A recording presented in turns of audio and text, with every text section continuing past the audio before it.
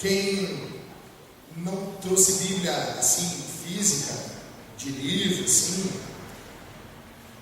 carrega bem o celular antes de vir para o culto, para ficar com ele, com a telinha ligada o culto todo, a pregação toda.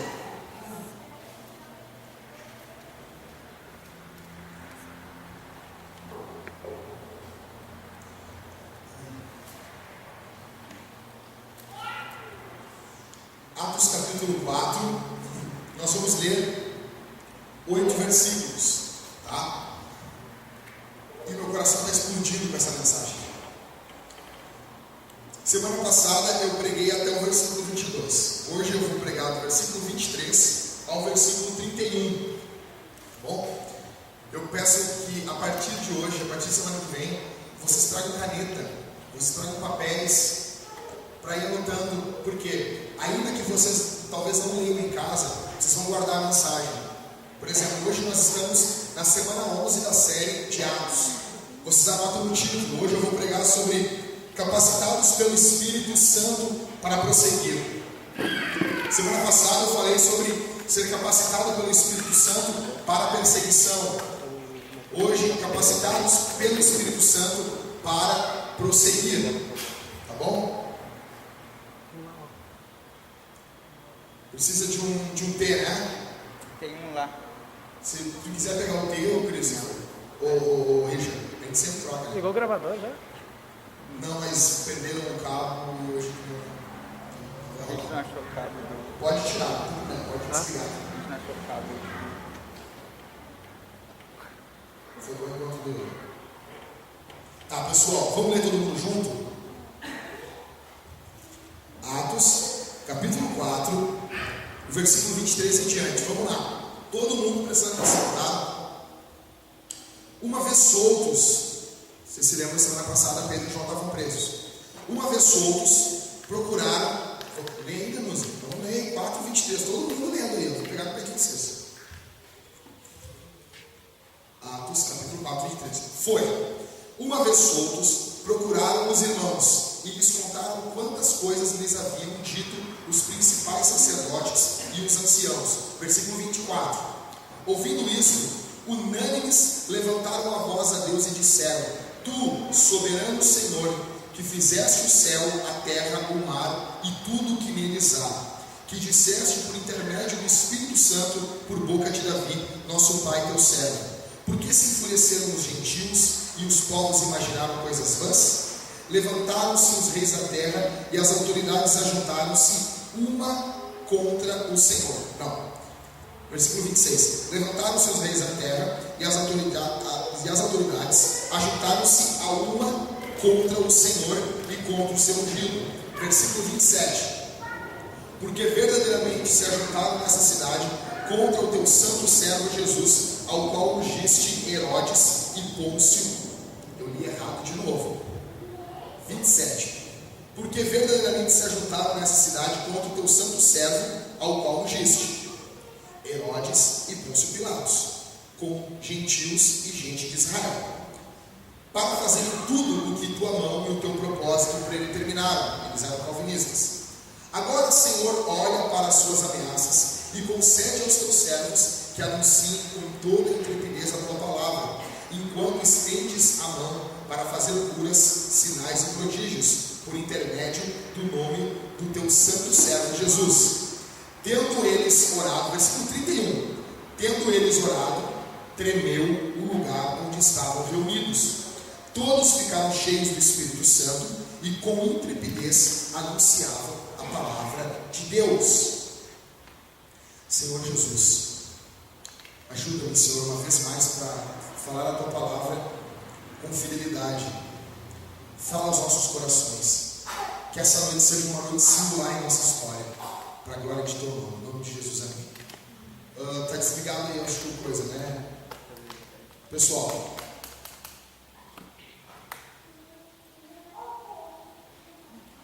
eu fui no encontro da fé reformada e conheci o pastor Silas Campos.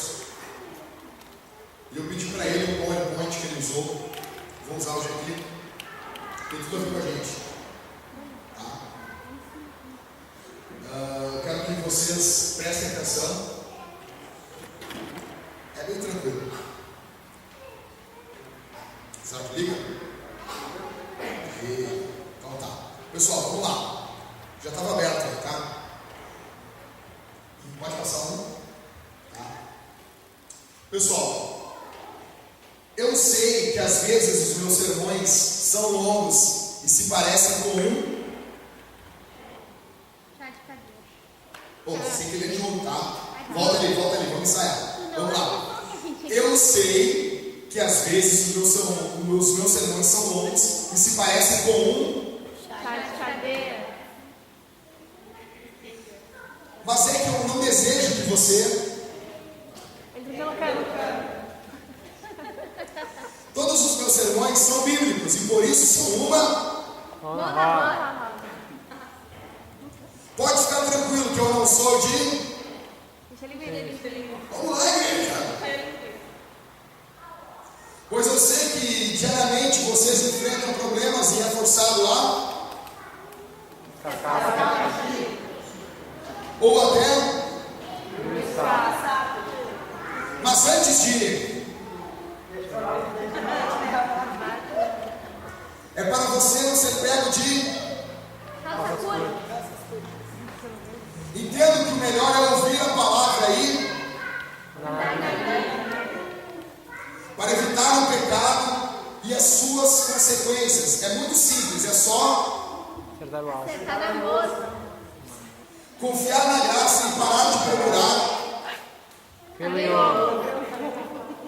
Confiar na providência de nosso Senhor e parar com esse negócio de fazer.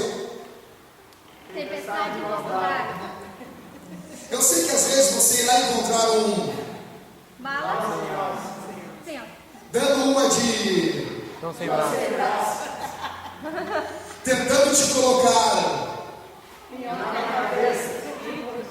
Por isso não fique marcando toca. Fique firme no Senhor, nem pense em. Sei que às vezes você pensa que tudo não passa de uma.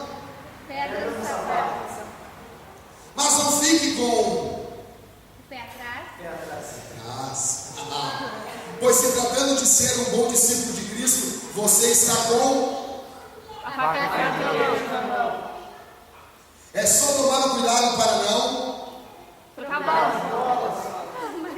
E muito menos ficar. Pois você pode acabar. E depois vai ficar se sentindo com. Por isso escute, entenda e creia na palavra de Deus. Obedeça e seja abençoado. Amém? Amém? Então tá, vamos lá. Pessoal, esse aqui é um daqueles textos que a gente fica pequeno para pregar. Esse é um daqueles textos que a gente se sente minúsculo para proclamar. Na série de quando eu preguei sobre Filipenses, no capítulo 2, eu me lembro que quando eu preguei sobre o esvaziamento de Jesus, sobre a quenose, sobre a frônese de Cristo, eu me lembro que quanto mais eu estudava aquele texto, mais eu me sentia minúsculo, mais eu me sentia pequeno. Aconteceu a mesma coisa com esse texto aqui de novo. Esses versículos, eles são como Spurgeon diz, eles saltam do texto e te agarram como um leão. E tu fica impactado com o texto, com o que está acontecendo aqui. Eu praticamente preguei para a Thalita em casa, isso aqui, ela sentada no sofá e eu debulhando coisa que eu estava estudando. E meu coração cheio de Deus com esse texto. Bom, esse coxo aqui ele deu o que falar. Tá? Desce o Espírito Santo, o milagre das línguas. Pessoal, relembrando que nós estamos até aqui. Jesus falou que ia enviar o poder, que ia enviar o Espírito Santo sobre os discípulos. Os discípulos foram fazer o quê? Foram fazer o quê? Pregar. Foram orar. Os caras orando quantos dias? 10 dias. Os caras estão orando, o Espírito Santo vem sobre eles. Perfeito? Aí o Espírito Santo vem, os caras ficam loucos. O que Pedro vai fazer? Quando junta uma galera? Pregar. Pregar. Beleza. Então grava aí. Pedro pregou. Veio o milagre das línguas, Pedro pregou. Logo em seguida ele e João estão indo orar, porque eles oram, crente ora. Aí quando eles estão indo orar, quando eles estão entrando no templo, o que acontece? Tem um coxo, Pedro vai olhar para ele e vai dizer: olha cara, não tem prata, não tem ouro, mas o que eu tenho te dou em nome de Jesus Cristo, levanta e anda. Ele queria a moeda e ele ganhou uma cura, e ele foi curado, entrou no templo saltando, pulando e sendo feliz. O que aconteceu, pessoal? Juntou uma galera, o que Pedro fez? Pregou.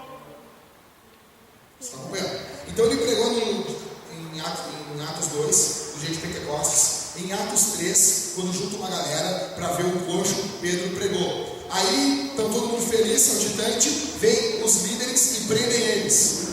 Quando Pedro está no meio da prisão, no meio de todos os 70 lá, caras que estão em volta dele, o que Pedro vai fazer? Prega. Pessoal, vocês estão prestando atenção aqui? Por favor. Isso aqui é vida. Pedro vai pregar. A primeira coisa que eu quero dizer para vocês que estão aqui é que vocês são pregadores. Vocês são pregadores do Evangelho. Deus chamou a cada um de vocês para pregarem o Evangelho.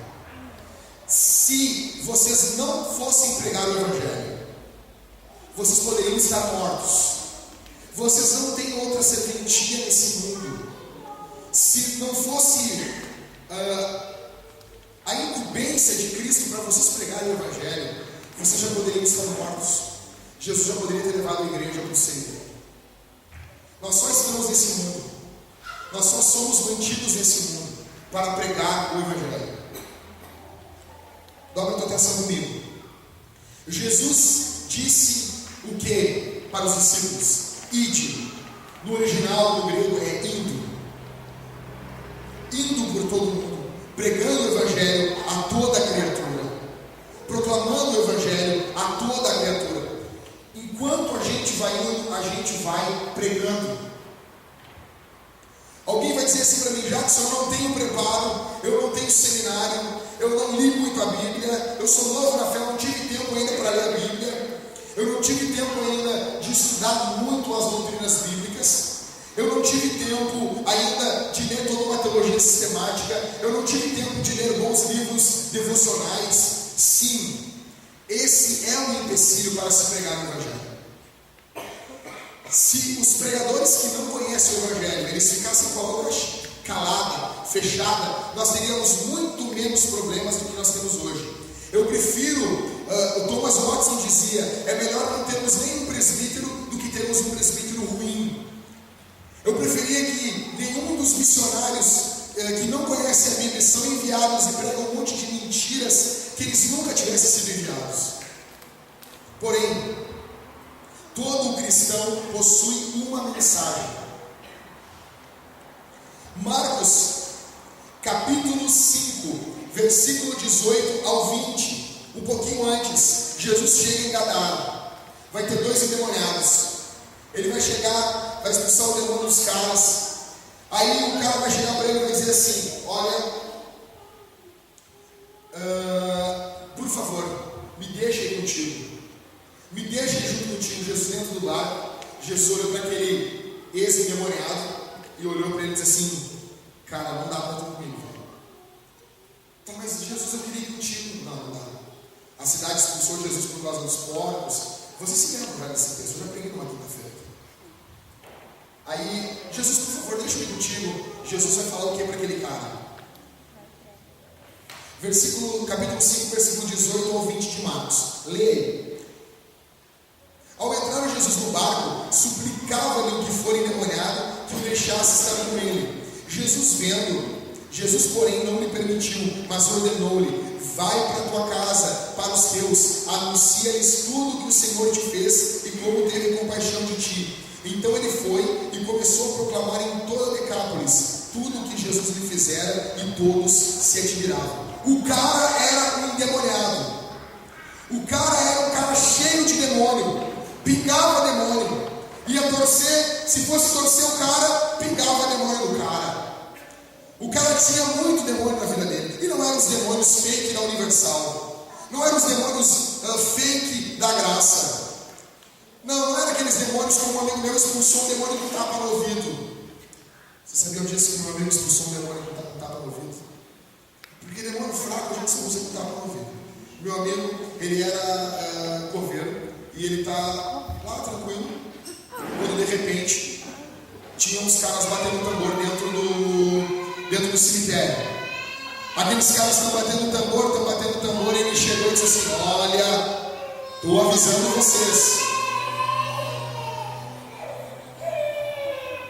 O que aconteceu ali? Mamãe chorou dormindo. Elas não podem brincar aí?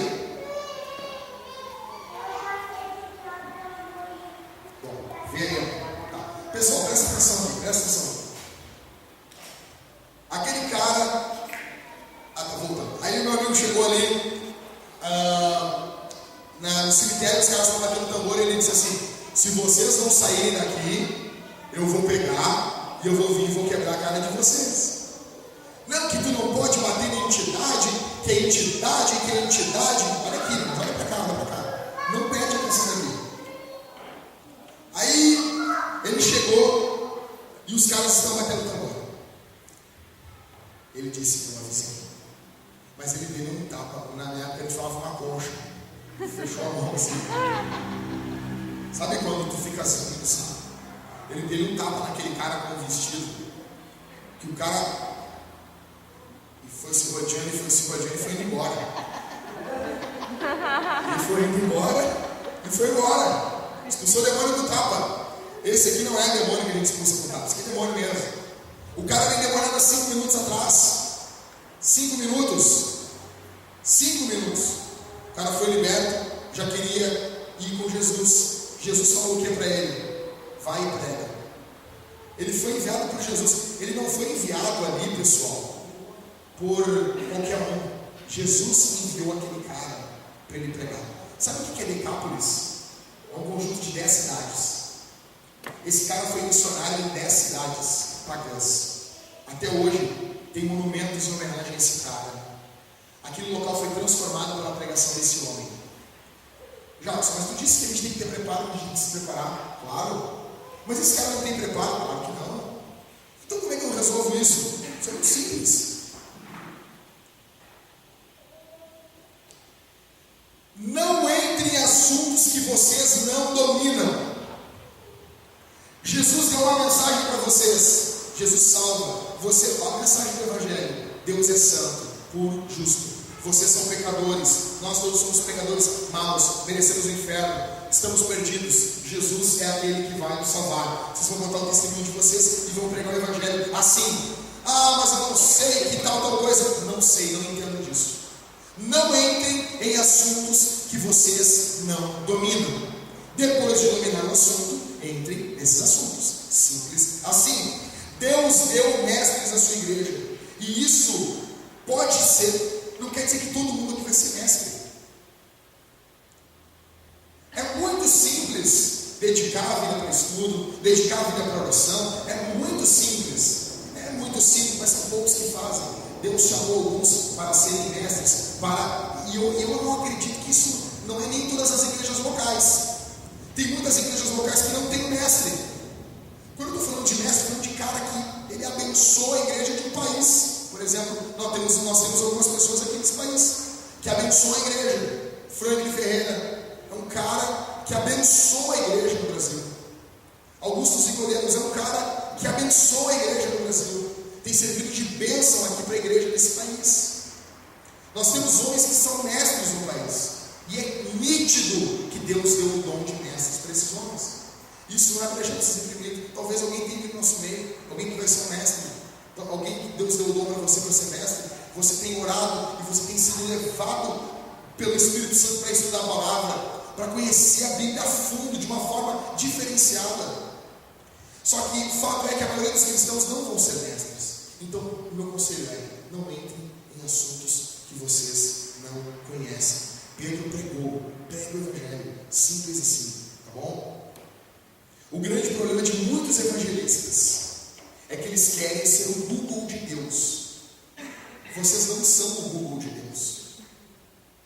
Tem coisas que eu não sei. O meu cérebro tem 1,4 kg. Eu estudei em um colégio público. Eu não sei. Eu não domino esse assunto. Simples, acabou.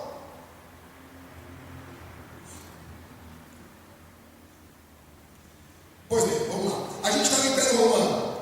O Império Romano é uma nação próspera, com muitos deuses, muitas deusas. Poligamia. O que é poligamia? Quem sabe? É um homem que quer ter várias mulheres casado. É o Mr. Catra, né? Mais ou menos isso. Tá? Nós temos adúlteros nessa nação, em Roma. Nós temos bissexuais. Nós temos sacrifício de crianças quando os pais não querem os filhos. Olha só que nação, presta atenção. É uma nação próspera, com muitos deuses e deusas. São polígamos os homens, a maioria dos homens são polígamos, têm várias mulheres. Existe adultério aos milhares. Existem muitos bissexuais. Muito sacrifício de criança quando os pais não querem esses filhos. O que você acha de uma nação que é assim? Então, uma nação que tem um monte de bissexual, um monte de criança sendo morta. É uma nação podre, né? E já notou uma coisa, Ju? Vocês já notaram uma coisa? Que como nós lemos o passado assim, olha só.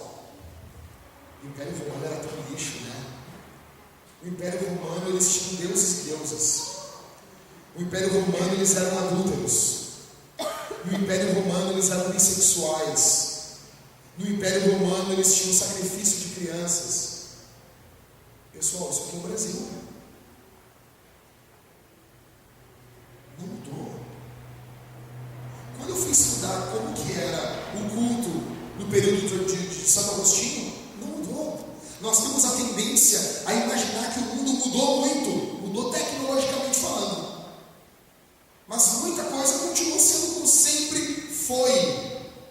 Como sempre foi. A nossa nação não é uma nação com muitos deuses e muitas deusas. Não temos um monte de feriado para Deus, isso, Deus, aquilo, outro. Temos ou não temos? A nação não para cultuar esse tipo de divindade. A nação para. A nossa nação é uma nação pagã. A nossa nação não é lotada de homens que tem várias mulheres. É ou não é, pessoal? Eles não são. A nossa nação não é lotada de homens adúlteros. Os pastores hoje estão caindo em adultério. Estão cometendo a loucura de trocar a mulher deles por uma outra mulher. Nós somos uma nação onde temos muitos bissexuais, muitos gays. Nós somos ou não somos uma nação que sacrificam as crianças quando os pais não querem elas com o aborto. Nós somos essa nação. Assim como Roma era essa nação lixo, podre, nós somos essa nação que é lixo diante dos olhos de Deus.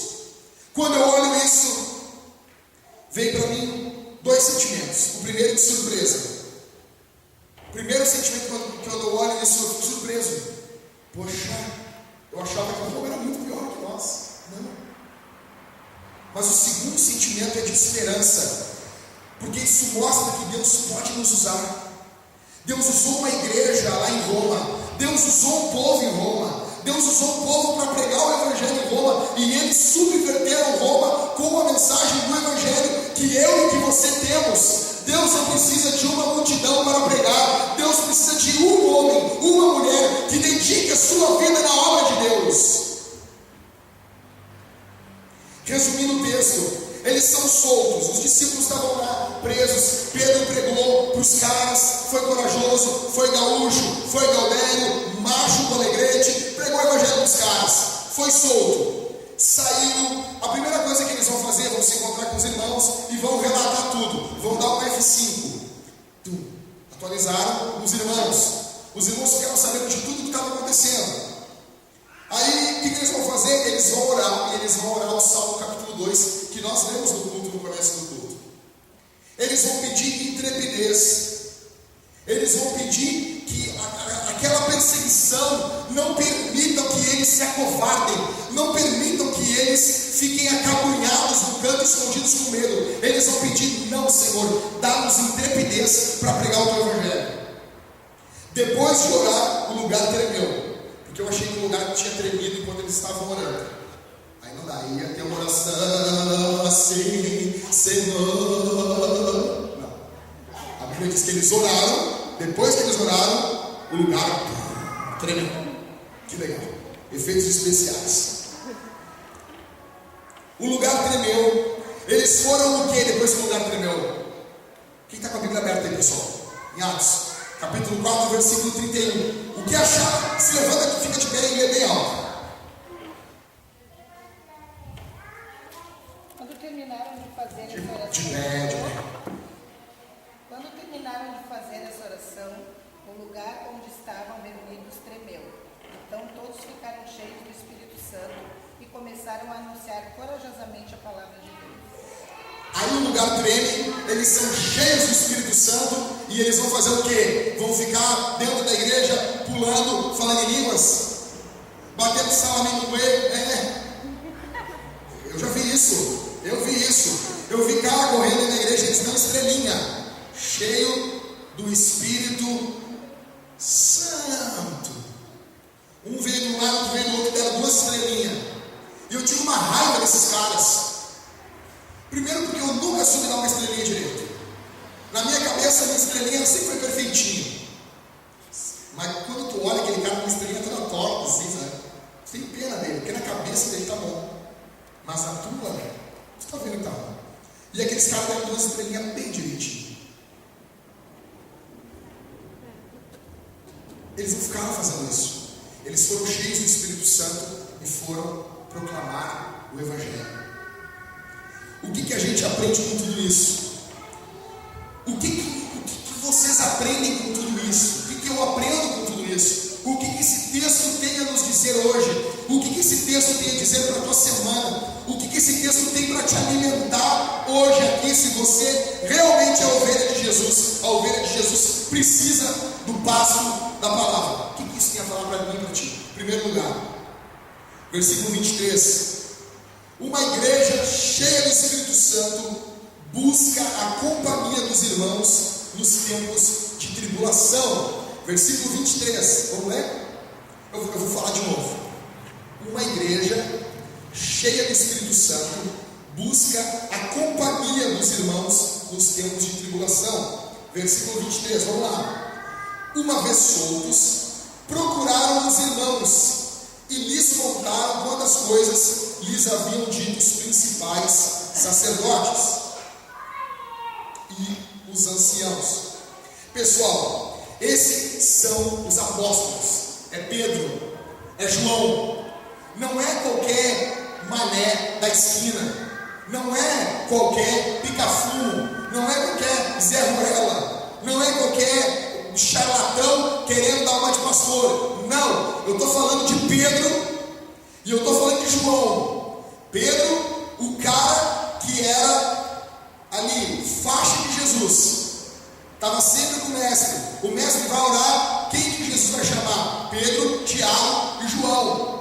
É o staff de Jesus, é os brothers, é a elite, é a diretoria. Jesus tem condições de olhar na cara desses caras e dizer assim: estou angustiado. Vocês estão entendendo? Quando Jesus ora no Getsemane, Jesus não disse para todos os discípulos isso. Jesus vai dizer para esses 3 que eram amigos íntimos de Jesus. Jesus, como homem, precisava de amigos. Esses caras, eles têm o maior autoconceito dentro da igreja. Eles são conhecidos em Jerusalém, eles são conhecidos pela igreja, eles são top, mas eles não são autônomos, eles não são igreja sozinhos. Eu estou falando de Pedro e de João. Eles vão sair e a primeira coisa que eles vão fazer não é: eu vou para casa tirar uma noite de sono porque eu estou cansado, Pedro. Afinal de contas, eu tive que aguentar um sinédrio e eu tive que aguentar tu pregando ainda. Tu prega, pá, tu sermão é muito bom. Pedro não disse: João, eu estou cansado porque eu preguei e o sermão, 1 hora de pregação, ele equivale a um dia de trabalho. Não. A primeira coisa que Pedro e que João fazem quando saem da cadeia é se encontrar com os irmãos. Deus providenciou a igreja para nos encorajar. O plano de Deus é com a igreja. Nós precisamos de Deus? Alguém aqui precisa de Deus? Sim. Lógico. Mas isso não quer dizer que nós não precisamos dos irmãos. Na verdade, seremos alvos das misericórdias de Deus no meio da igreja, ou seja, no seu corpo. A Bíblia vai dizer: o corpo de Cristo está onde? Na igreja. A igreja é o corpo de Cristo. Não existe comunhão com Deus, não existe ligação com Deus apartada da igreja. E aqui eu não estou falando que vocês têm que participar de uma denominação antiga, aquilo outro. Não, eu estou falando de igreja, aonde fica estabelecido uma igreja. Leiam 1 Timóteo, 2 Timóteo, leiam Tito, leiam Mateus, e vocês verificarão o que é uma igreja. Mateus 18. Vocês vão ver o que uma igreja precisa ter para ser uma igreja. Jesus vai falar o que uma igreja precisa ter em Mateus 18. Ninguém é autônomo aqui. Nós não somos autônomos. Vocês estão entendendo isso? Não existe cristianismo, evangelho moderno sem igreja. Vocês não conseguem viver sem igreja. Eu quero deixar isso claro aqui essa noite. Não existe vida cristã sem igreja. Ninguém é cristão sozinho. Nós não somos águias, nós não somos lobos, nós somos ovelhas, nós andamos em bando. O problema é que hoje em dia, a nossa cosmovisão pós-moderna, olha para mim aqui, está muito valorizado o eu. O eu, o indivíduo, é uma época de individualização, não é uma época do coletivo, é raro o nós. O eu está em moda. Isso, em vez da igreja influenciar o mundo acabou influenciando a igreja, e hoje isso influenciou a nossa espiritualidade. Eu tenho o meu ministério, eu tenho a minha comunhão com Deus, Deus fala comigo. Quem já não ouviu isso? Pessoal, não é o meu ministério, é o nosso ministério, conforme 2 Coríntios capítulo 5, versículo 16, 17, 18, 19. Ele nos concedeu o ministério da reconciliação. Não é a minha comunhão com Deus, é a nossa comunhão com Deus, conforme Paulo falou aos Coríntios: vós sois o templo de Deus. É plural, ninguém é templo de Deus sozinho. Não é o eu, tem que morrer o eu para nascer o nós. Tem que nascer a partilha, tem que nascer a comunhão. Quem vai ter comunhão sozinho aqui, pessoal? Isso é uma cosmovisão pós-moderna, onde as pessoas acham que conseguem ser igrejas sozinhas. A cosmovisão, a forma de enxergar o mundo, a visão de mundo influenciou o povo. Jackson, tu está querendo dizer na minha cidade só tem, eu não achei uma igreja ainda, ou tu está querendo dizer que no meu bairro só tem igrejas heréticas e eu tenho que me juntar a uma igreja? Não, não. O que eu estou dizendo também não vai fazer de vocês uma sangria desatada. Digamos que a igreja fecha hoje aqui. E, não, calma, não te atira. Alguém de vocês se muda, ou começa uma perseguição no Brasil. Calma, ora a Deus, visita igrejas, e Deus abençoa vocês. Agora tenha em mente se juntar a uma igreja. Se alguém do nosso meio que acha que consegue ser igreja sozinho, não tem como. Existem simplificações para rebater o que eu estou falando. Vamos a algumas. Jesus não disse para nós nos juntarmos uma vez por semana. Jesus falou, se juntem uma vez por semana. Jesus falou, façam um coral. Jesus falou, arrumem as cadeiras, se sentem e um prega para os outros. O pessoal que não gosta de igreja, eles usam esse tipo de argumento. Um argumento tão ridículo que eu olho para eles e digo: Jesus não mandou pegar um cajado, Jesus não mandou botar um boné, Jesus não mandou dar um pulo, Jesus não mandou eu correr, Jesus não mandou botar uma camisa do Grêmio, Jesus não mandou e eu faço. A questão é que nós precisamos de comunhão.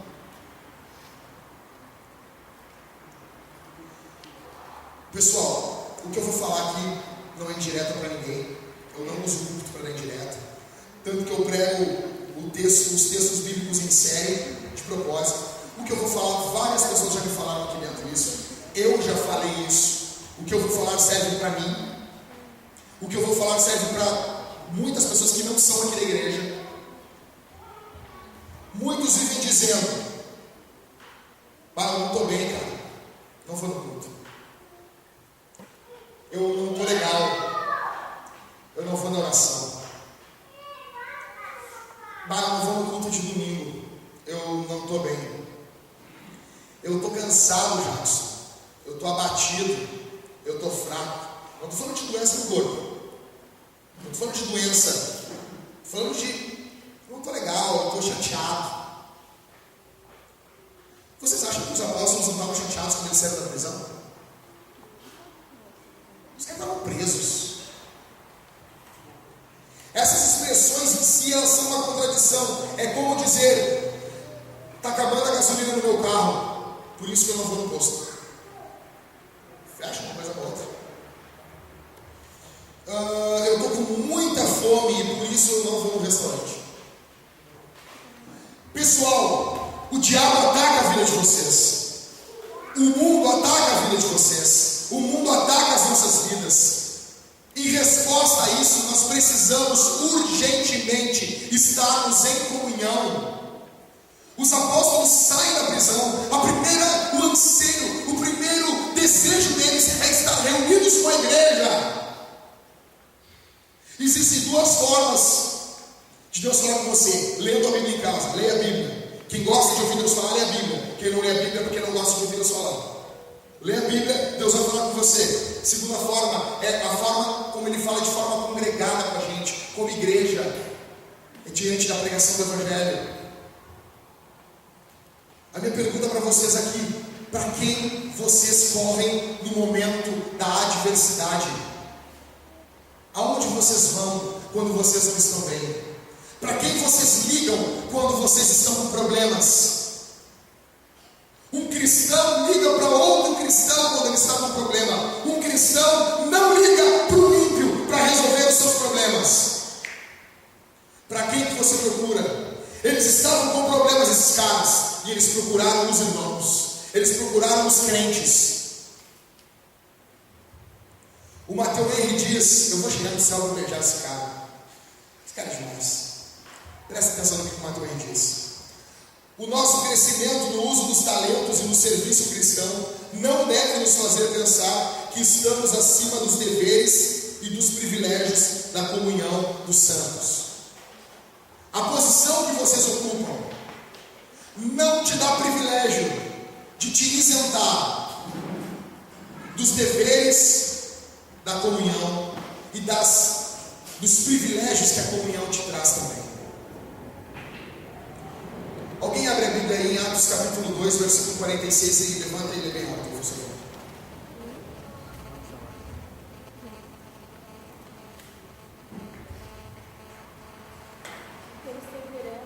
De pé, fica de pé bem alto. 2,46.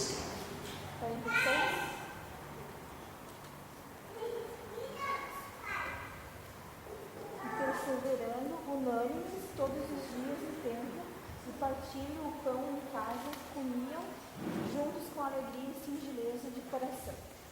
Pessoal, aqui eu preguei já isso. A Bíblia diz que eles perseveravam unânimes, todos. Eles perseveravam todos no templo todos os dias. A igreja primitiva se reunia todos os dias. Isso quer dizer que nós temos que nos reunir todos os dias? Não. Mas isso quer dizer uma coisa: que para nós estarmos congregados, nós precisamos de perseverança. Vai haver muitas coisas.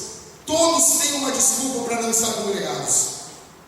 Todos nós temos um porquê. Todos nós temos algo para fazer hoje. Seja descansar, seja ficar tranquilo. Mas para estarmos congregados, nós precisamos de perseverança. Olha aqui para mim, irmãos. Meu Deus, presta atenção. Nós precisamos de perseverança. Atos 2:46. Diariamente perseveravam, unânimes no templo. Não era meia dúzia, não era 3, 4, eram todos, estavam juntos. Eles partiam o pão de casa em casa, eles tomavam as suas refeições com alegria. Pessoal, hoje, convida para um churrasco. Cris, Richard, faz um churrasco na tua casa e convida. Faz festa que nós fizemos ontem aqui, vem todo mundo. Convida para uma festa, convida para comida, para oba-oba, tem de monte. Faz uma reunião de oração. Diz, nós vamos orar 1 horinha. Vocês podem orar sentado numa almofada, vocês vão orar um pouquinho, vocês vão orar, vocês vão ouvir uma oração outra, não está concordando, não tem comunhão, e depois vocês vão para suas casas. 1 hora de oração. Houve um grande avivamento em meus batistas nos Estados Unidos uma vez. E os pastores de um estado se reuniam uma vez por mês para orar 1 hora. E Deus derramou um poderoso avivamento. Deus pode fazer grandes coisas com 1 horinha de oração. Marca com o povo, quantos vão? Quantas desculpas nós temos? Eu preciso disso, aquilo, outro. Por quê? A verdade é que nós não estamos nem aí para Deus e para a igreja. Eles diariamente perseveravam. Para estar em comunhão, nós precisamos de perseverança. Para estarmos em comunhão, para estarmos reunidos, nós precisamos de perseverança. Nós teremos dias bons, mas nós teremos dias maus também. Vocês terão dias maus.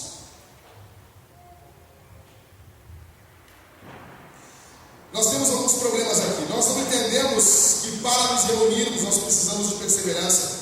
Existe um pensamento mundano que eu só devo fazer as coisas que eu estou plenamente interessado. Não, nem tudo vai ser um mar de rosas. Só queremos cumprir a parte B desse versículo. Então, a primeira coisa, leve isso para tua casa. A primeira coisa que os apóstolos fizeram, eles fizeram o quê?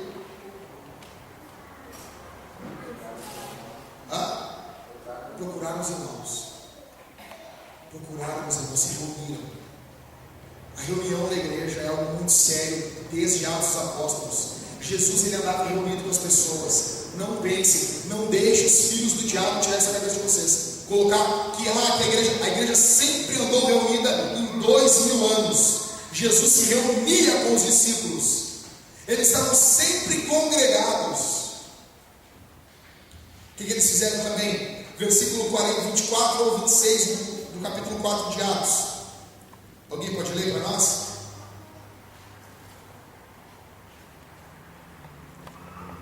Capítulo 4, o versículo 24 ao 26. Alguém levanta e ora e lê. E ouvindo eles isto, unânimes, levantaram a voz a Deus e disseram: Senhor, Tu és o que fizeste o céu e a terra, e o mar, e tudo que neles há.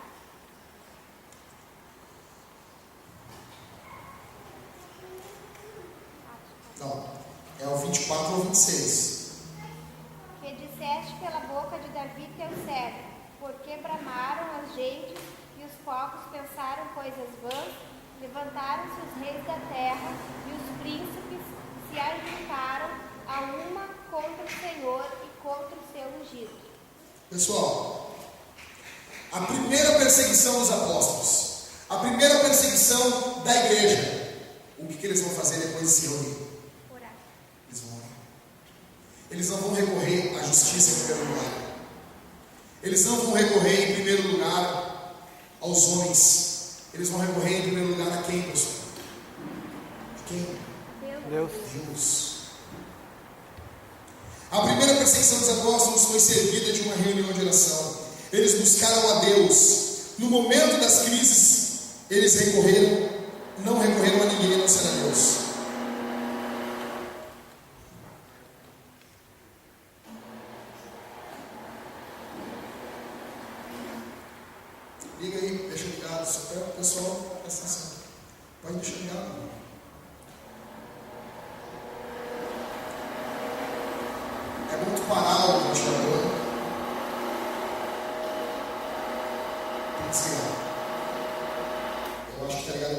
220. Tá? Pessoal, eu tô todo molhado aqui, estamos no suor, muito calor. Tá vindo o inverno aí. Nós vamos para um lugar melhor, um lugar novo, que nós vamos poder botar o ar-condicionado também. Por favor, pessoal, fiquem sentados e prestem atenção. Por favor.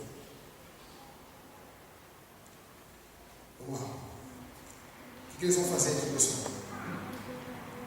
Pessoal.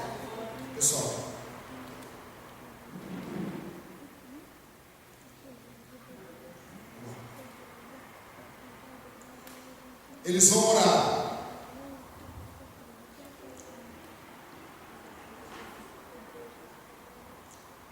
Eu quero deixar uma coisa clara para vocês.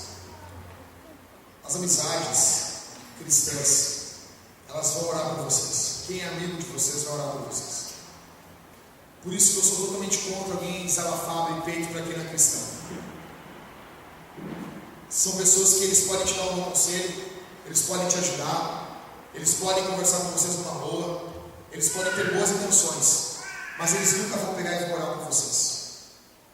Na verdade, um pouquinho de experiência que eu tenho, eu cheguei a uma conclusão. Existe um tripé para um cristão permanecer na igreja com Jesus. Ele precisa, em primeiro lugar, abrir a Bíblia. Segundo, buscar amizades cristãs e orar junto com elas. Se ele não abrir a Bíblia, se ele não se converter à Bíblia, ele vai se desviar. Ele vai ficar um tempo dentro da igreja. Ele vai ficar um tempo que ele é legal, que é bacana estar legal, é legal estar junto. Ah, supimpa, somos todos super amigos. Que legal. Mas uma hora ele vai vazar. A carne vai falar mais alto. O pecado, a pulsão do pecado vai vencer ele. Ele freia sozinho um dia, 2, um mês, 2, um ano. Ele pode enganar uma galera 5 anos, mas ele não aguenta. Vai chegar uma hora que esse cara cai. Segundo, se ele não tiver amizades cristãs, se ele não tiver uma amizade cristã com que ele possa abrir o peito, ele não dura dentro da igreja. E terceiro, se ele não orar com alguém dentro da igreja, vai ter momentos que vocês vão estar fracos e vocês vão precisar que alguém ore com vocês. Eu estou falando de Pedro e de João. Eles oraram, eles vão dizer assim: igreja, vocês orem aí, que agora nós vamos orar aqui. Ou agora eu vou ministrar poder sobre a vida de vocês. Shazam. Não. Eles oraram com a igreja. Eles oraram com a igreja. Me mostre uma pessoa com uma vida autônoma no Novo Testamento e nós não nos reunimos nunca mais. Me mostre um cristão com uma vida autônoma que não se reuniam à igreja e nós acabamos essa palhaçada de igreja. Porque isso dá trabalho, isso dá cabelo branco, isso dá incomodação, isso dá um monte de perturbação. Mas nossa perturbação, tá? Então tá, como esses caras oraram? Versículo 24. Eles oraram com uma... A Bíblia aberta aí, pessoal, 4:24. Eles oraram como? Todos juntos. O que outras versões dizem? Unânimes. O termo unânimes vem do grego omatimadon ou omatimadon, que quer dizer com uma mente. Ou seja, talvez um levanta a voz e os outros oram juntos, não de forma bagunçada, mas no mesmo propósito. Todos com o mesmo coração. Eles vão orar juntos. Eles vão todos levantar a voz. Mateus vai dizer que ele acredita que pelo termo que é unânimes, é o termo de uma mente. Provavelmente alguém levantou a voz e dirigiu a oração e os outros oraram mais baixo. Não importa. O importante é que todos vão orar. Então, grava aí, como que vai ser a oração desses caras? Primeiro, com uma mente. Não está cada um orando para um lado. Jesus, abate o Cristo. Pesa a tua mão sobre ele, Jesus. Oh, Jesus. Aí o Cristo, Jesus, dá-lhe uma marretada na cabeça do Jackson. Acaba com esse cara. Aí vai vir o Rodrigo e vai dizer: Jesus, tem misericórdia do Mateus. Aí o Mateus vai orar. Não, eles não estão orando uns contra os outros. Eles estão orando com uma mente. Como eles vão orar? Versículo 24. Qual é a primeira coisa que eles dizem para Deus aí? Lê rapidinho aí. Bem alto. Bem alto para Jesus. Como é que é? Segura aí. Como é que é o nome mesmo? soberano Senhor. Soberano Senhor. No grego, essa palavra é déspotes. Da onde vem o termo déspota? O problema é que déspota, ligado ao gênero humano, nós temos ideias ruins. Ele é um déspota, mas ligado a uma pessoa de Deus, isso não é ruim. O termo déspotes quer dizer, é um termo designado para denominar um proprietário de escravos e uma autoridade de poder inquestionável. É um cara que tinha escravos e ele tinha um poder inquestionável. Ninguém podia questionar ele. Deus é Pai? É. Deus é amoroso? É. O problema é que a nossa nação está perdendo a visão do todo de Deus. Nós estamos focados hoje em um Deus paizinho, em um Deus bobo, em um Deus só amoroso. Essa era a visão que a igreja na época de Jonathan Edwards tinha de Deus. Uma visão fraca de Deus. Deus é Pai? Sim, mas Ele não é só Pai. Ele também é soberano e Senhor. Ele também é Rei. Ele também é exaltado. Ele também é majestoso. Ele também é maravilhoso. Ele também é Pai da eternidade, Príncipe da paz. Ele também vai julgar os ímpios nas suas injustiças. Ele vai vir e com o sopro da sua boca Ele vai destruir os ímpios. Esse é o nosso Deus. O Sinédrio podia fazer ameaças, mas os decretos humanos não podem passar por cima dos decretos de Deus. Quando eles olham e eles ouvem as ameaças do Sinédrio, dizendo: não preguem o Evangelho, não falem de Jesus, fiquem calados, fiquem quietos, a primeira coisa que eles fazem é levantar a voz e dizer: soberano Senhor. E eles estão orando e eles estão se lembrando que Deus é soberano e é Senhor. Deus reina, que Deus governa, que Deus comanda, que Deus está acima de todo o mundo. A W. Tozer vai dizer: o problema da igreja evangélica é que ela tem uma visão muito baixa de Deus. Eu não sei daqui a quanto tempo, mas nós vamos começar aí uma série sobre Deus. Eu vejo que as pessoas não conhecem Deus. Eu vejo que as pessoas não sabem quem é Deus. Elas não conhecem, não estudam os atributos de Deus, não sabem como que Deus se manifesta na Bíblia.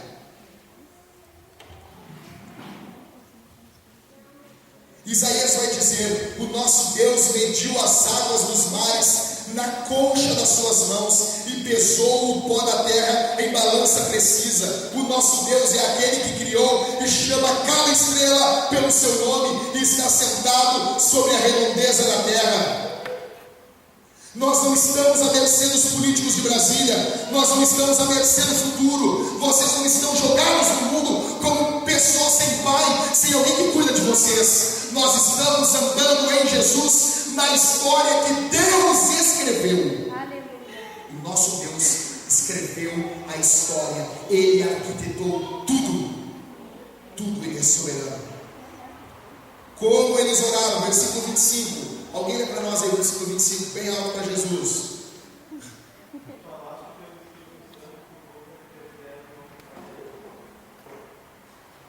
Que disseste por intermédio do Espírito Santo por boca de quem? Eles estão citando o Salmo capítulo 2. E o que eles vão falar no Salmo 2? Que foi o Espírito Santo que falou pela boca de Davi. A oração, pessoal, a oração tem que ser firmada na palavra. Tem muita gente se quebrando, tem muita gente se dando mal porque quer orar sem conhecer a palavra. Tem muita gente que está se quebrando, dizendo que Deus não pode fazer. João, capítulo 15, versículo 17 diz: se vocês permanecerem em mim e as minhas palavras permanecerem em vocês, vocês vão pedir tudo o que vocês querem e vos será feito. Mas quando as palavras de Jesus estão em mim, eu sei o que eu devo pedir. E o texto todo que Jesus está falando é sobre o Espírito Santo. Vocês são maus e sabem dar boas dádivas aos nossos filhos? Quanto mais o vosso Pai Celestial não dará o Espírito Santo aos que lhe pedirem. O problema é que a nossa mente está mundanizada, está lotada de coisas materiais. Por isso a igreja hoje no Brasil não tem paz. Por isso que os homens não têm paz. Porque nós estamos pedindo coisas a Deus que Ele nunca prometeu que nos daria. Se Ele der, amém. É a cerejinha do bolo. Ele não é obrigado a dar. Eles entendem que a Bíblia é a palavra de Deus. Olha o que eles vão dizer. Olha o que eles vão falar. Que disseste por intermédio do Espírito Santo, por boca de Davi.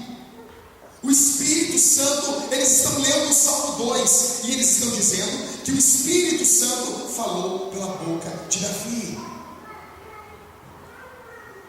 Eles entendem que a Bíblia é a palavra de Deus. Existem pessoas que ainda estão procurando a palavra de Deus. Eles não acharam. Eu me deparo com pessoas. André, por favor, senta aqui. Senta, em nome de Jesus. Não levanta até o culto terminar.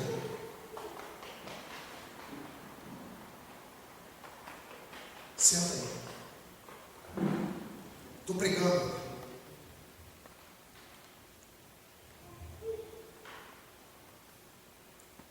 Continuando, pessoal.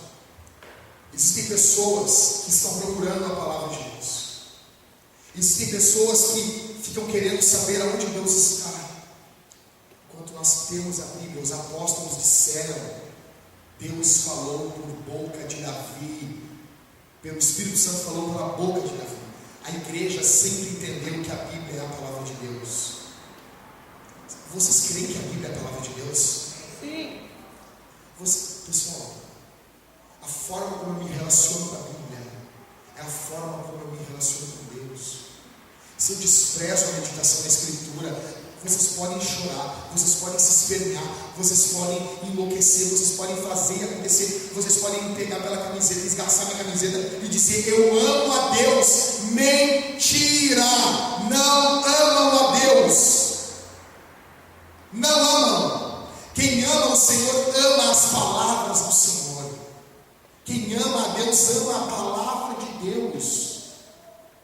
Quem ama a Jesus ama as palavras de Jesus.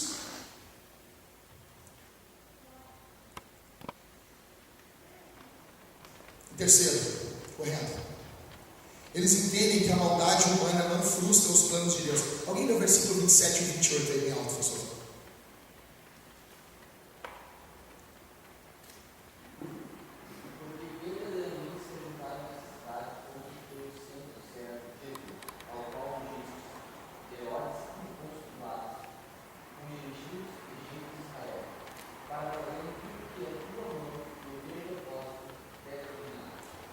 Vocês entenderam isso aqui? Cara, eles se juntaram para matar Jesus. Eles se juntaram para matar Jesus.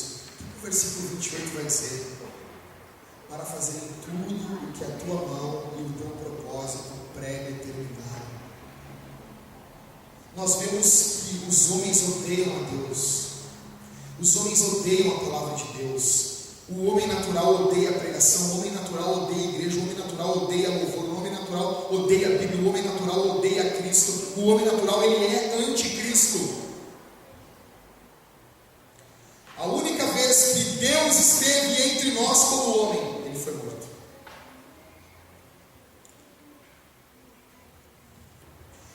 Isso vai mostrar o tamanho da nossa maldade. Não pensa vocês que foi Pilatos, que foi o povo de Israel que matou Jesus. A Bíblia está dizendo que os gentios mataram Jesus também. Os teus pecados, os meus pecados, a nossa maldade matou a Cristo. A nossa maldade matou Jesus.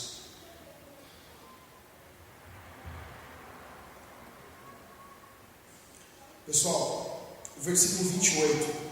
Não existe dissonância entre o querer de Deus e o seu efetuar. Olha o que o texto diz no versículo 28. para fazerem tudo o que a tua mão e o teu propósito pré-determinaram. Deus tem um propósito e tem a mão dele. O propósito é o que ele quer. E a mão é o que ele faz. Correto? Correto? Deus quis e ele fez. Deus quis fazer e ele foi lá e fez. O propósito de Deus era a morte de Jesus. Jesus morreu. John Piper tem uma frase que ele diz assim: nunca deixará de ser um escândalo que o Deus Santo salva pecadores por meio de um assassinato planejado. Deus planejou o assassinato do seu filho, Jesus. Versículo 28. Esses homens fizeram tudo o que a tua mão e o teu propósito pré-determinaram.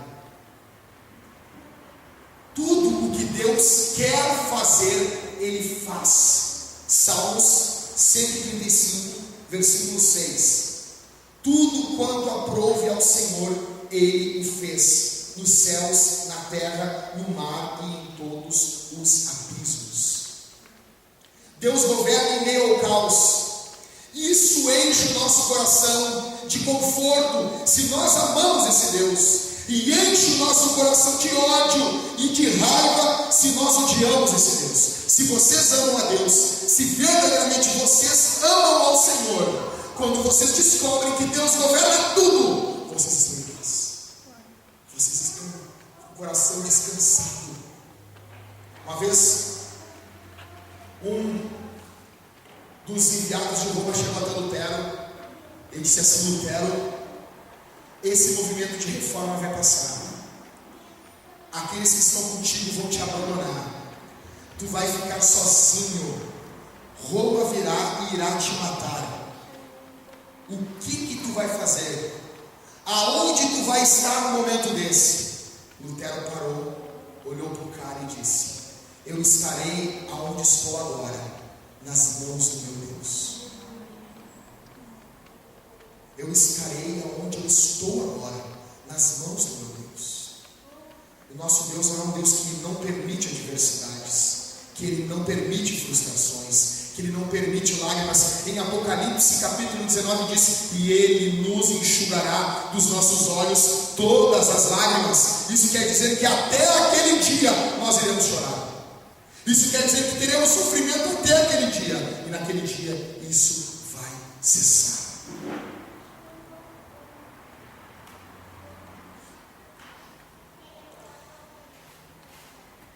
Aqui nós chegamos ao ponto.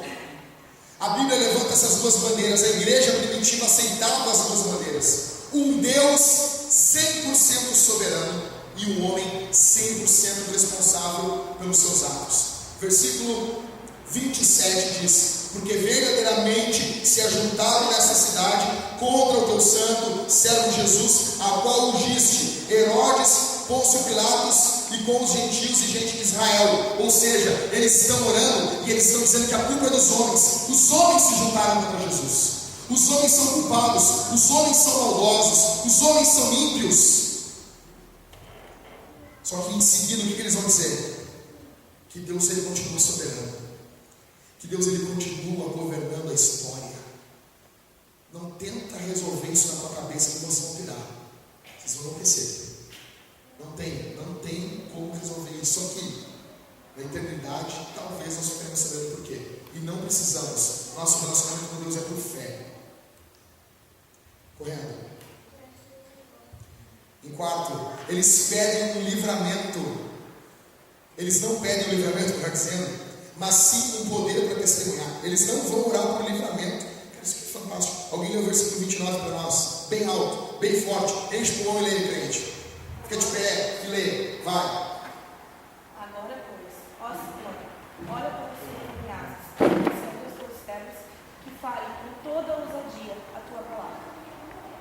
Eles pediram a Deus que olhasse para o problema deles. Isso não é errado. Eles estão dizendo: Deus, olha o nosso problema, olha o que a gente está passando. Eles não são masoquistas espirituais. Vamos sofrer, vamos sofrer, vamos sofrer. Não! Eles pediram: Deus, olha o que está acontecendo com a gente, olha o que está acontecendo na nossa causa. Só que o foco deles, a gente vai vendo na oração, qual é o foco da igreja primitiva.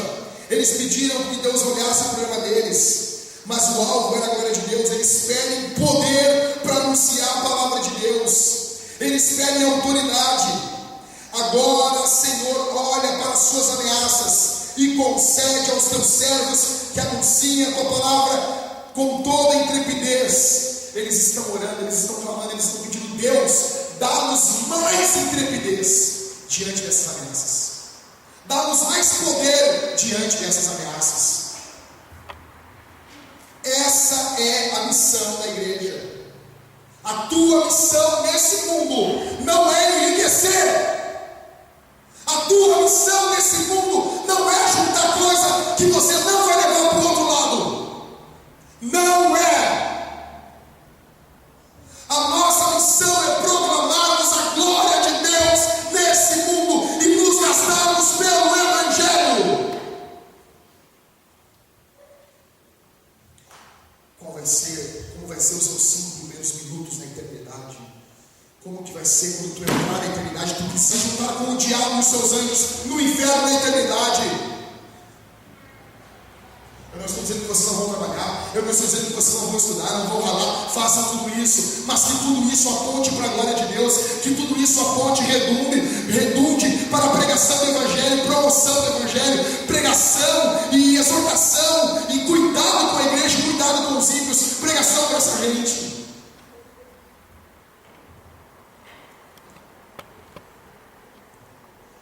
Esses caras estão sendo ameaçados de morte por gente que matou o chefe, por gente que matou Jesus. Você está entendendo?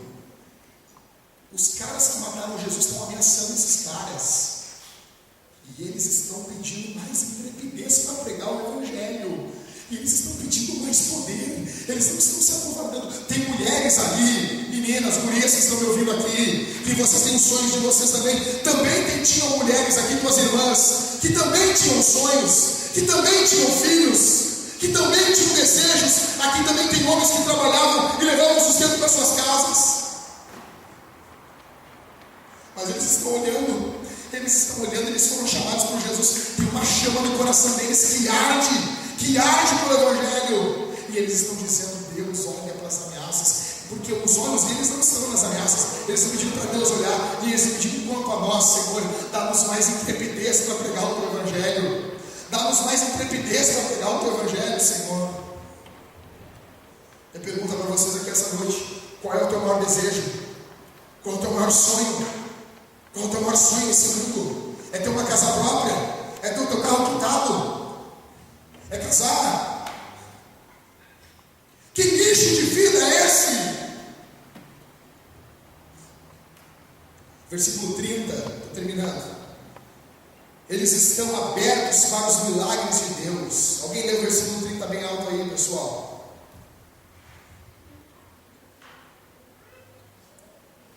Enquanto estendes a mão para fazer curas, sinais e prodígios por intermédio do nome do teu santo servo Jesus. Ele pediu assim: dá-nos intrepidez para pregar, dá-nos poder, dá-nos autoridade para pregar. Enquanto a gente vai pregando o Senhor vai fazendo milagres, o Senhor vai glorificando o seu nome.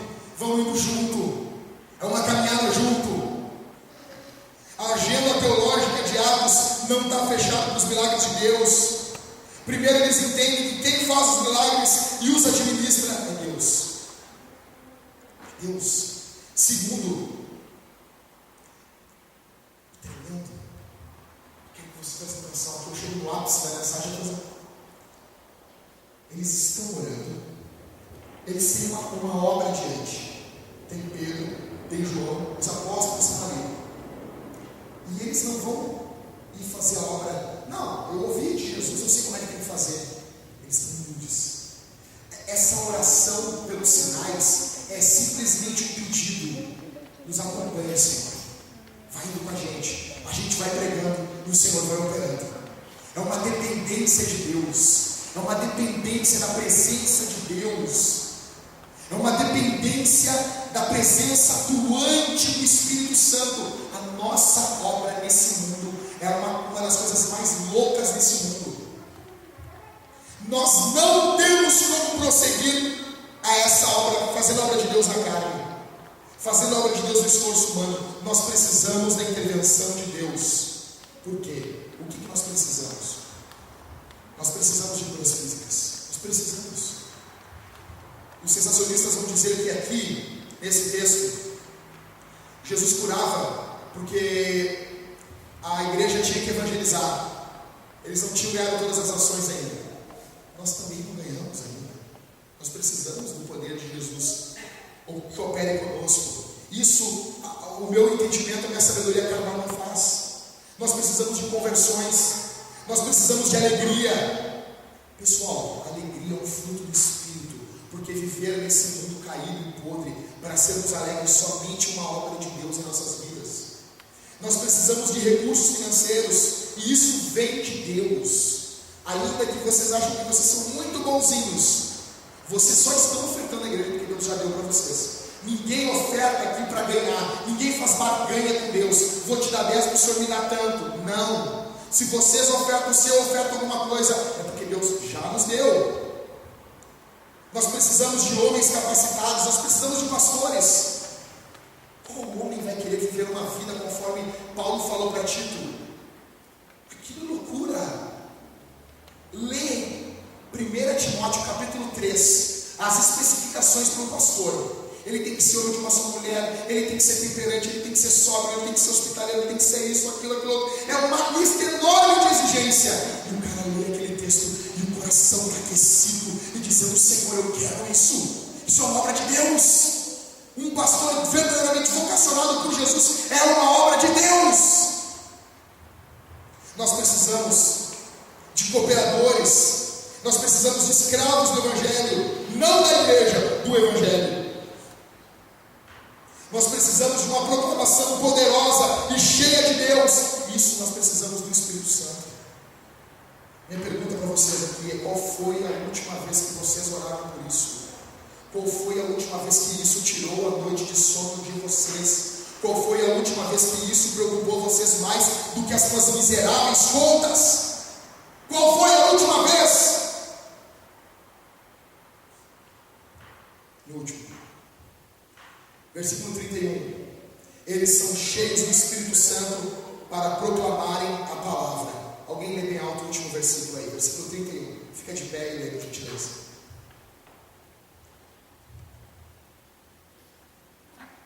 Tendo eles orado, moveu-se o lugar em que estavam reunidos, e todos foram cheios do Espírito Santo, e anunciavam com ousadia a palavra de Deus. Esse tipo de manifestação ele era comum, tá? Êxodo 19, 18.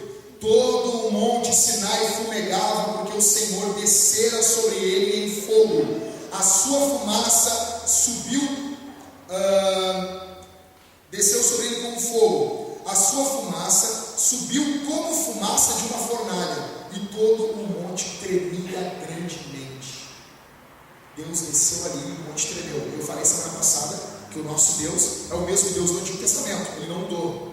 Ele manifestou no meio do povo de Israel, descendo no monte, e o monte tremendo. Na igreja, ele vai fazer o quê? Desceu ali, e o local onde eles estavam orando tremeu. Agora dobra a atenção. O lugar onde eles estavam tremeu. Deus mostrou que é Ele quem pode abalar as estruturas do mundo, e não os reis, príncipes e sacerdotes religiosos. Eles estão com ameaças de morte, eles estão ouvindo ameaças, eles estão orando a Deus. Que resposta o que Deus faz? Deus não fala com eles. O lugar treme. Deus está dizendo: eu tenho poder, eu posso abalar. Os reis não podem fazer o local tremer. Os príncipes do mundo, eles não podem fazer o local tremer.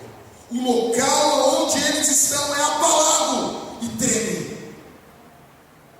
As estruturas do local são abaladas, porém a fé deles é fortalecida. Muitas vezes Deus abala as nossas estruturas para fortalecer a nossa fé. Vocês estão entendendo? Deus, Ele é um Deus que muitas vezes Ele vai abalar as tuas estruturas para fortalecer a tua fé. É no meio da tempestade. Eu me lembro da minha mãe. A minha mãe se converteu em meio a uma tempestade terrível na nossa família. As estruturas da nossa família foram abaladas, porém a fé da minha mãe foi fortalecida. Assim é com os salvos, assim é com você, assim é conosco. É no momento de tudo se abala. Eu quero lembrar vocês, quem está abalando é Deus. Ele não perdeu o controle, ele não perdeu o domínio. O local é abalado, mas a fé é fortalecida. O mundo está caindo, mas o coração está pulsando por Deus. Quando uma pessoa está cheia do Espírito Santo, aquilo que era impedimento se torna uma motivação. Eles estavam proibidos de pregar, porém, a Bíblia diz o quê? No versículo 31, lê alto aí, Rodrigo, por favor. Fica de pé e lê alto o versículo 31. Tendo eles orado, tremeu o lugar onde estavam reunidos, todos ficaram cheios do Espírito Santo e... Eles estavam proibidos, mas eles foram cheios do Espírito Santo. E aí, com intrepidez, eles vão anunciar a palavra de Deus. O nosso problema não é o dinheiro. Está faltando grana aqui para a igreja. Está faltando. Nós estamos saindo desse prédio aqui porque nós não temos dinheiro. Mas o nosso principal problema é porque nós não vemos um avivamento ainda. E eu estou convencido que o Brasil nunca viu um avivamento. Nunca viu. Se nós estudarmos os avivamentos, eu não estou falando de besteira de evangelista moderno. Eu estou falando de avivamento bíblico. O Brasil nunca viu um avivamento. E eu orava ao Senhor essa semana. E essa tem sido a minha oração todos os dias. E eu tenho dito, Senhor, não me deixa morrer sem antes presenciar um avivamento. Eu tenho feito como Simeão, que queria ver o Senhor antes de morrer. Eu quero ver essa nação impactada pelo poder de Deus no Evangelho puro e genuíno. É tempo de conversão. Terminando, mais um minuto eu termino. Precisamos nos converter a Deus, nos voltar a Ele. Ou somos cheios do Espírito Santo, ou somos cheios de demônios. Ou somos cheios de Deus, ou somos cheios de nós. Ou amamos a Bíblia, ou amamos uma revista pornográfica. Ou amamos o louvor, ou amamos a murmuração. Ou amamos e vivemos o Evangelho, ou vamos amar e viver para nós. Spurgeon, que foi um dos maiores pregadores que já pisou os pés sobre essa terra, quando ele subia os degraus para pregar no tabernáculo metropolitano para mais de 8.000 pessoas, ele subia dizendo para ele mesmo: eu creio no Espírito Santo, eu dependo do Espírito Santo. Hermêncio Dias Lopes usa a comparação que é mais fácil um leão virar vegetariano do que um homem se converter ao Evangelho sem a obra do Espírito Santo.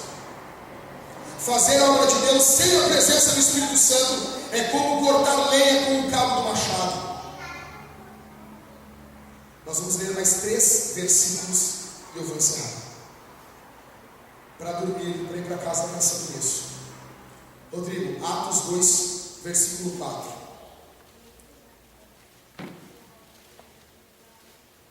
Thalita, Atos 4, 8.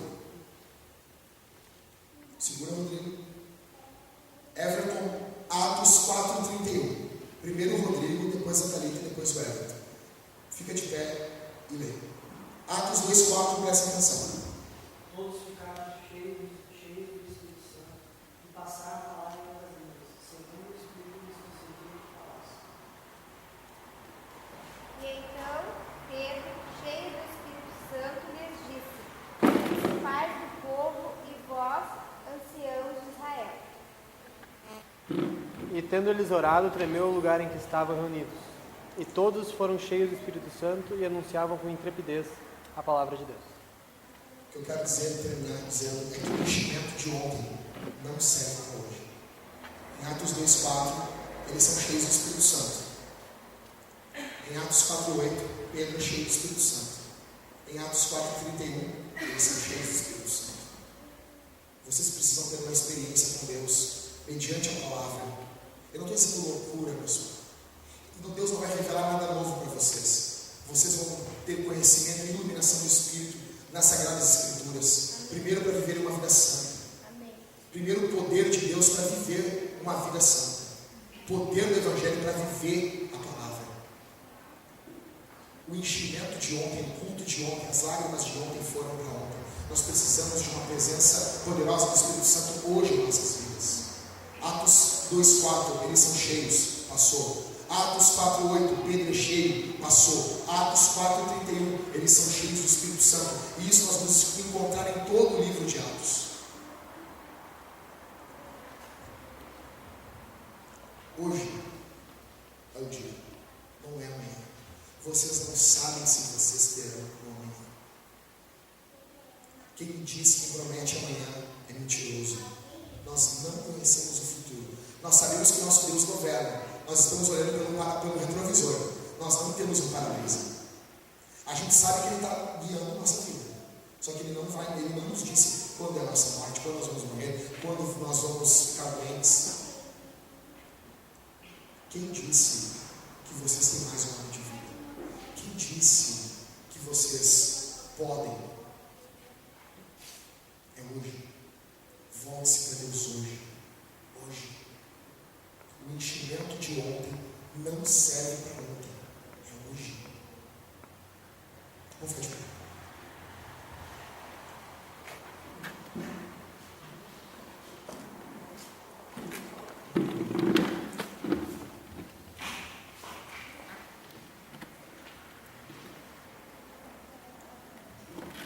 Vamos orar, pessoal.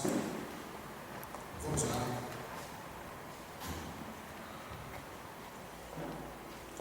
Que isso não seja para a tua morte. Que isso não seja para a tua tristeza. Que isso seja para a tua alegria. Que isso seja para te levantar. Essa palavra não é para te abater nessa noite. Essa palavra não é para te fazer derrotado. Não. É para ser verdadeiramente um vencedor em Cristo. Deus é bom. Deus é bom. E Ele só exorta, Ele só corrige a quem Ele ama. Obrigado, meu.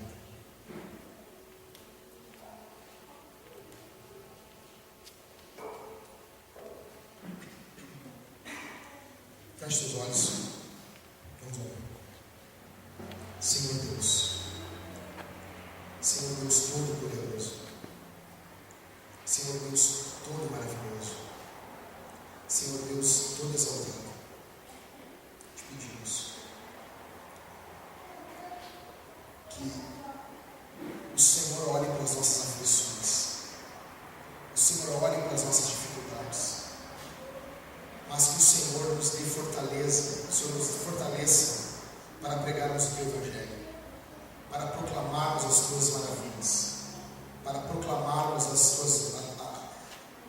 Tuas boas novas, para proclamarmos o Teu nome, a Tua glória sobre esse mundo. Levanta-nos para pregar o Teu Evangelho. Levanta-nos para pregar a Tua palavra.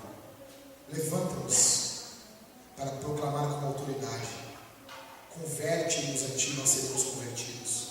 Renova os nossos dias como dantes. Em nome de Jesus.